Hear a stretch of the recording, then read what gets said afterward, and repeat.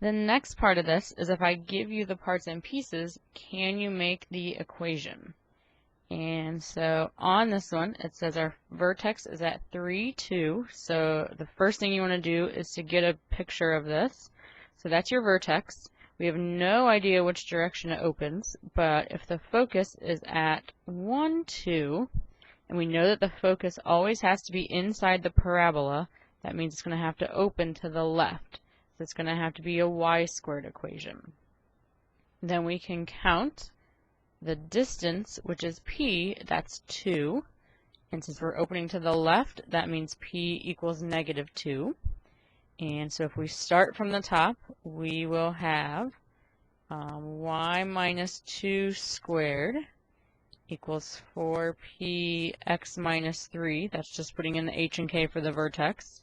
Now that we know that p is -2, we can say y minus 2 squared equals -8 times x minus 3. That would be the equation that would give you that parabola. Another version of this is example 11 here.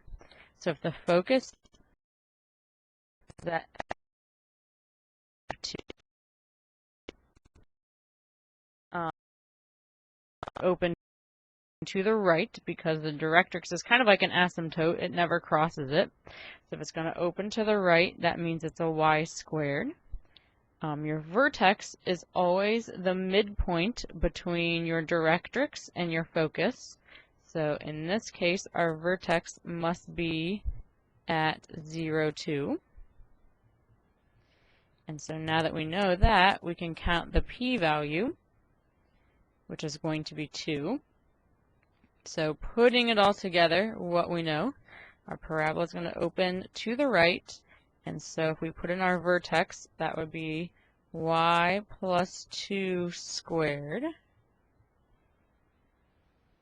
Actually, it's going to be y minus 2 because it is opposite in here.